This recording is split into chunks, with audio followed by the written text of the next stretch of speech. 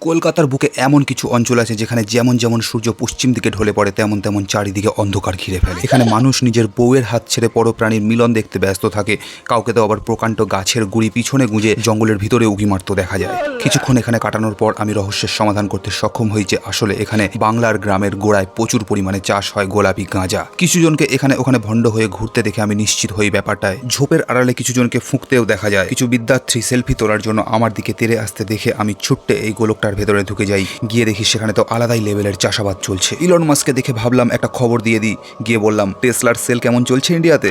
বললো, সালা পালিয়ে যায় এখান থেকে, না হলে এই রকেট পিছনে গুজে মঙ্গলে পাঠিয়ে দেবো। পালাতে গিয়ে দেখলাম ভবিষ্যৎ লুকিয়ে রাখা রয়েছে এই দেয়ালের পেছনে। দরজা খুলে প্রবেশ করি আমি আমার ভবিষ্যতে, যেটা ছিল পুরোটাই আইফেল টাওয়ার এবং তার ভাই থেকে শুরু করে ভুজ খলিফা, তাজমহল, এমনকি হাওড়া ব্রিজও তুলে এনে রাখা হয়েছে এই মিউজিয়ামে। স্টিভ জবসকে দেখতে পেয়ে বললাম, খাওয়া আপেলের ফটো না দিয়ে যদি গোটা কলার ফটো দিতেন তাহলে ব্যাপারটা অনেক বেশি তাৎপর্যপূর্ণ হতো, কারণ এখন তো টিম কুক সেটাই গুজ্জে মানুষের পিছনে। উনি বললেন, এতে কারো হাত নেই, বিধির বিধান। আমি বললাম, উড়িষ্যালা ফিলোসফি। রামান সাহেবকে গিয়ে বললাম, সেই যখন হাঁটতে গেলে লাঠিটা কাজে লাগছে না, তাহলে ধরে দাঁড়িয়ে আছেন কেন?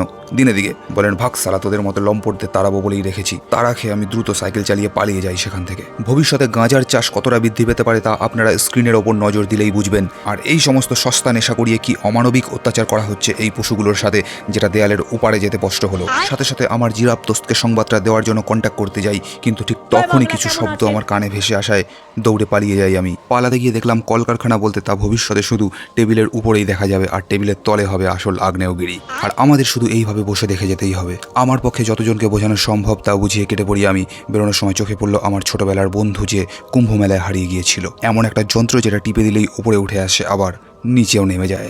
प्यारी समझ गई।